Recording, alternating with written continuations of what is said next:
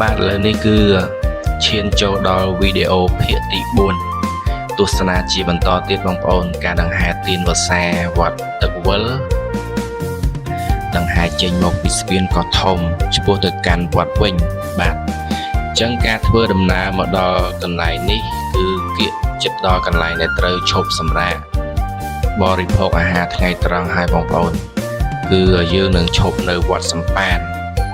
ជារៀងរាល់ឆ្នាំក្បួនទានវស្សាដែលដង្ហែចេញមកពីស្ពានកោះធំហ្នឹងណា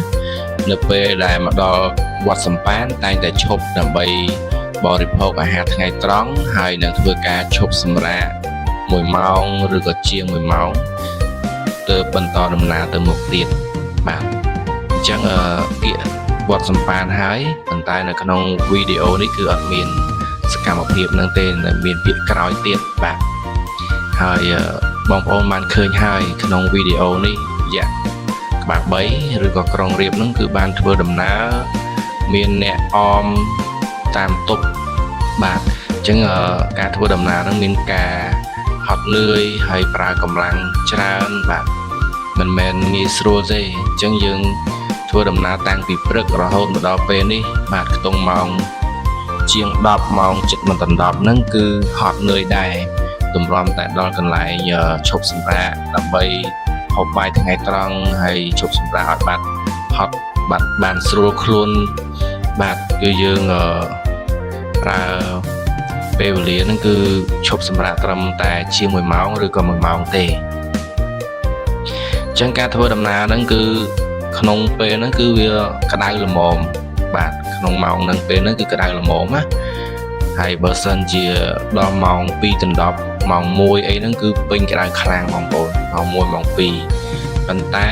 ក្បួនទានវស្សាគឺត្រូវតែបន្តដំណើរទៅមុខជានិច្ចបាទនៅក្រោមថ្ងៃក្តៅហើយយុវជនទាំងអស់ទាំងលោកយាយទាំងលោកតាអាចារ្យគឺគាត់មិនរួញរាមិនសូនសាញត្អូញត្អែអ្វីបន្តិចឡើយដោយសារអីដោយសារតែនេះគឺជា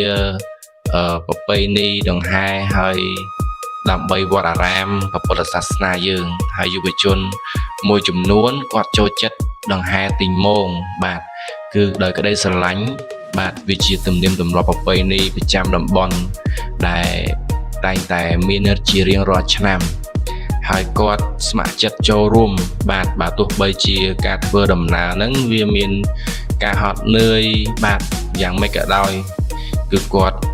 មិនរួញរាមិនសូនសាយនោះទេឲ្យតែដល់ពេលវេលាយុវជនហ្នឹងគឺចូលរួមមកជាមួយនឹងវត្តអារាមអមដំណើរជាមួយនឹងការដង្ហែទានវស្សាមានទីមងតូចធំហើយទីមងហ្នឹងមិនមែនស្រាលទេទីមងយ៉ាក់ធំប៉ុន្តែពួកគាត់ស៊ូទ្រាំបាទទោះបីហត់នឿយឬក៏ចុកដៃចុកជើងរមូលកពើអីហ្នឹងគឺគាត់នៅតែចូលខ្លួនស្ម័គ្រចិត្តដើម្បីដង្ហែទានវស្សានឹងអញ្ចឹងបាទមិនមែនដឹងថា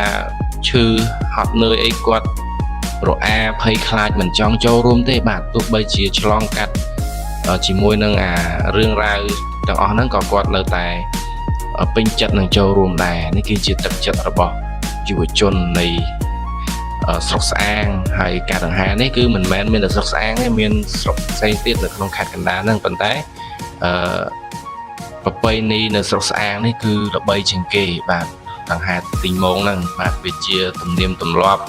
មួយដែលយើងត្រូវតែថែរក្សារួមដៃគ្នាដើម្បីបន្តទៅមុខទៀតកុំឲ្យបាត់បង់ណាបាទមិនត្រូវឲ្យ